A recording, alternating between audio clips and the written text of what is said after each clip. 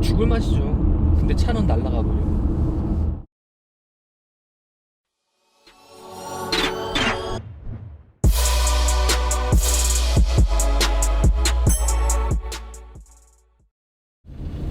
안녕하세요. 와와글로벌의 김법사입니다. 제가 지난 시간에 제가 탔던 차들 막 얘기하는 도중에 페라리 458 이탈리아도 있었잖아요. 아니 무슨 본인이 카푸어라면서 직장인이라면서 어떻게 458 이탈리아를 타? 이상하시죠? 제가 오늘 그 얘기를 한번 해보려고 합니다. 카푸어로서 제가 그때 당시 탔던 차는 A7 OOTDI 프레스티지 모델을 타고 있었어요.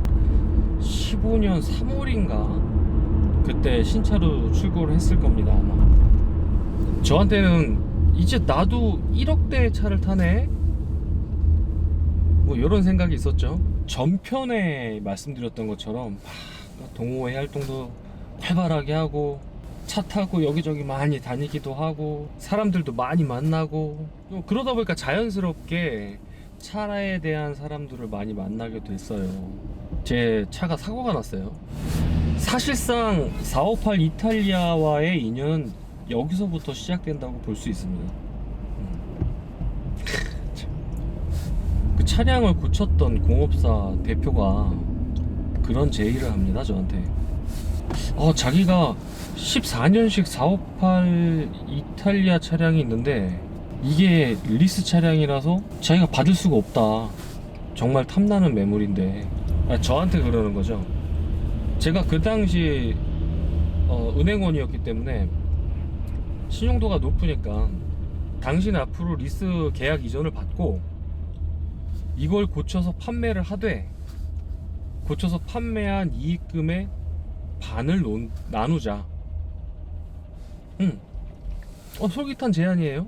정확하게 얘기하면은 저한테 그렇게 먼저 얘기를 하지 않았는데 제 옆에서 계속 그런 얘기를 하는 거예요.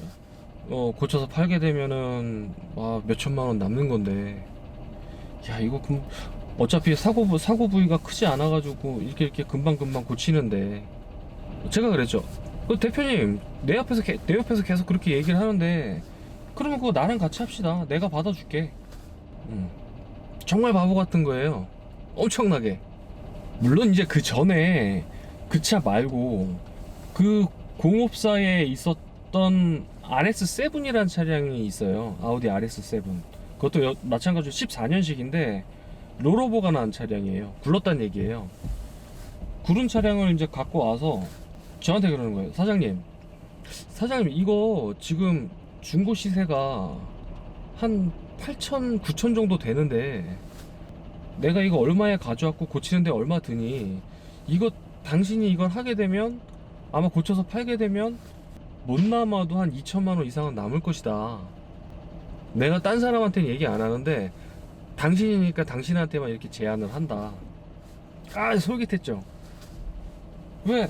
우리들 이자 같은 거 뻔하거든요. 그 금액이 뭐 예를 들어서 5천만 원이라 그러면 5천만 원을 1년 동안 은행에다가 뭐 예금을 해놨을 때 나오는 이자의 금액이라는 게 뻔하니까. 그래? 근데 그 나오는, 제가 5천만 원을 예탁을 했을 때 나오는 이자랑 지금 이 사람이 얘기하는 이 차를 고쳐가지고 판매했을 때 수익금이랑은 거의 한 100배 정도 차이가 났어요. 100배? 아니지. 5천만 원에 그때 당시 4%니까 20만 원, 200만 원, 2천만 원. 맞네. 100배 정도 차이가 났던 것 같아요.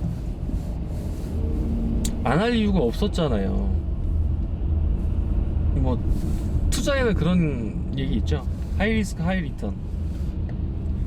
그래서 그걸 먼저 제가 잡아뒀던 상황이에요. 상황인데 그걸 잡으니까, 그거 잡아두고 난 이후에 제 옆에서 계속 그런 얘기를 하는 거예요. 이 458 이거 갖고 오게 되면 진짜 돈 되는데. 이게 나중에 알게 된 사실인데 이 사람은 그걸 갖고 올 수 있는 신용도도 없었고 그걸 고칠 만한 금전적인 여력도 없었어요. 노란한 거죠 아주. 어쨌든 2016년 2월 달인가 계약 이전을 제가 받게 됩니다. 근데 뭔가 찜찜한 게 있었거든요. 이게 뭔가 너무 그렇네. 찜찜한 게 있었음에도 불구하고 1,700만 원 정도를 입금을 해줬습니다. Here we go.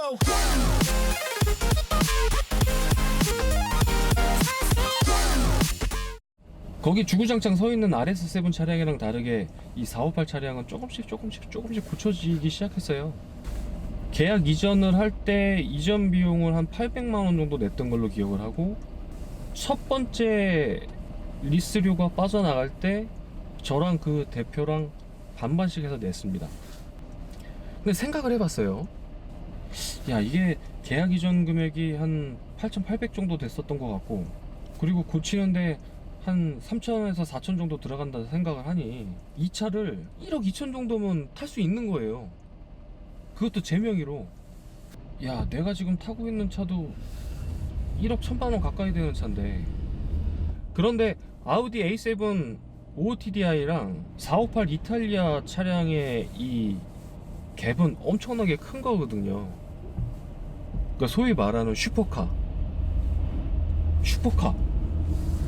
슈퍼카를 내가 지금 타고 있는 가격 비슷한 가격에 살 수 있다.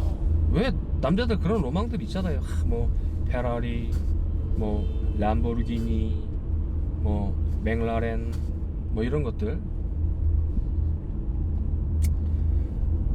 제가 먼저 제안을 합니다. 그 공업사 대표한테. 대표님, 이거 앞으로 리스비 뭐 어차피 수리비는 내 돈 갖다 하기로 한 거였고, 리스비 이거 내가 다 부담할게요. 그냥 이거 내가 타다가 나중에 팔았을 때 뭐 수익금을 반을 나누든, 아니면 이게 완성이 돼갖고 나한테 넘어왔을 때 우리가 생각했던 수익금만큼 내가 대표님한테 더 드리든 이렇게 하겠습니다. 뭐 그 공업사 대표도 안 할 이유가 없잖아요. 왜? 원래 이제 리스비랑 해서 반반씩 부담하고 나머지 이거를 판매를 했을 때 나오는 수익금을 반 나누기로 했는데, 리스비도 제가 다 부담한다고 그러고 수리비도 제가 주고 있고, 완성이 됐을 때 이 사람한테 돌아갈 부분에 대한 거는 내가 좀 챙겨주겠다 이렇게 얘기하니까 그 사람도 콜 때렸죠.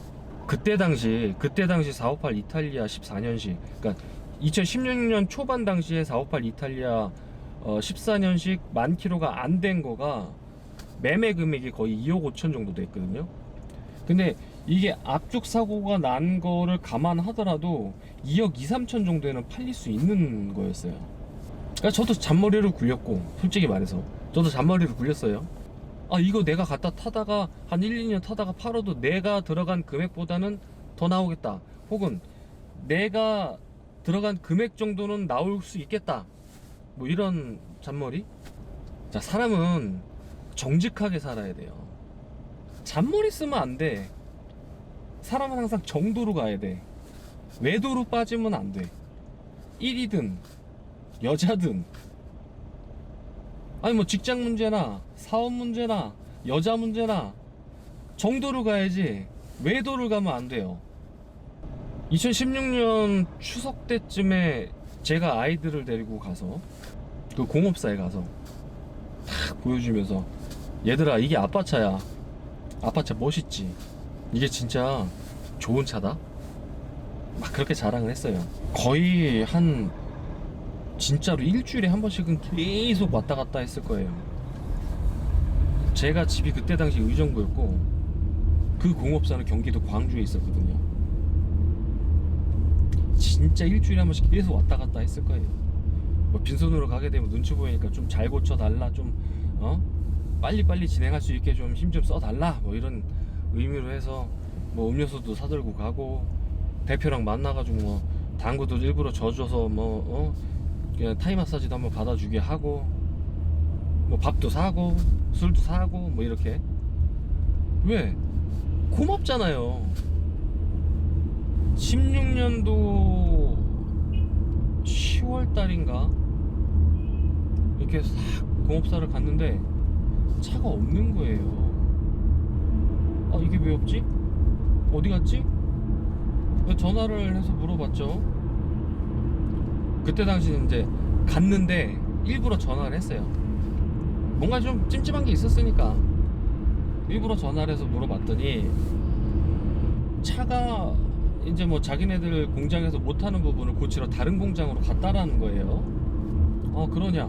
그 다음 주에 또 갔더니 차가 있더라고요. 차가 있는데 차를 뒤를 또 다 뜯어놨어요. 그래서 이거 왜 다시 뜯었냐? 뒤에는 뭐 타고 나지도 않은 건데. 그랬더니 전 차주가 이거 배기를 달라 그랬다.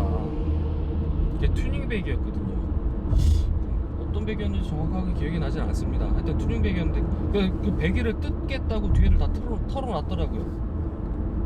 그래, 뭐 나는 뭐 배기가 튜닝이든 아니든 상관없다. 그냥 정상적인 배기만 들어가 있으면 되지. 그 다음 주에 갔는데 차가 또 없는 거예요. 그래서 전화를 또 했죠. 바구 앞에서 이렇게 보면서. 그래서 전화를 안 받아요. 저 안에서 일을 하고 있는 게 보이는데. 근데 전화를 계속 했어요. 전화를 받더니만 아무렇지도 않듯이 안녕하세요 뭐 그렇게 전화를 받아요. 차 잘 있죠? 이렇게 물어봤더니 그럼요, 차 잘 있어요. 그래서 뭔가 낌새가 이상하구나. 제가 견적서를 달라고 끊임없이 요청을 해도 견적서 같은 게 오지도 않고, 차는 분명히 없어졌는데 있다고 거짓말하고, 차가 뭐 거의 다 완성이 됐다고 보는데, 뭐 외판까지 다 끝났으니까 완성이 됐다고 보는데 아직 안 됐다고 차를 넘겨주지도 않고. 그래가지고 얘기를 하다가 안 되겠다 싶어가지고 제가 경찰을 대동하고 공업사로 들어가게 됩니다.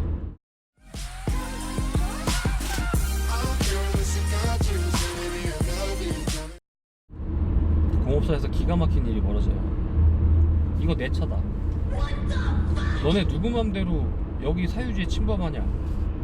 경찰을 대동했음에도 불구하고 경찰이 했던 얘기는 이거는 민사건이기 때문에 자기네들이 중재를 하거나 손댈 수가 없다. 어처구니 없죠. 차 어디 갔냐 물어봤더니 차 내가 어디 뭐 컨테이너에 넣어놓고선 열쇠로 잠궈버렸다. 너 차 찾고 싶으면 법원 판결문을 받아와라. 여기서 문색이 드러나죠. 좆됐구나. 뒤통수를 아주 세게 맞은 기분이었어요. 좆됐구나. 그 이후에 뭐 변호사 사무장이라고 소개받았던 사람이랑 같이 갔는데 알고 보니까 그 사무장도 사기꾼. 여러분, 복은 쌍으로 오지 않아요. 근데 화는 홀로 오지 않아요. 미치는 거죠. 병신 같지만 제가 한 달 리스비로 냈던 게 853만원인가 됐었습니다. 매월. 그냥 주머니에 있던 돈들, 어디 막 꽁쳐놨던 돈들 다 빼가지고 메꾸고 있었던 거죠. 죽을 맛이죠. 근데 차는 날아가 버려. 그때부터 법적 절차를 진행하게 됩니다.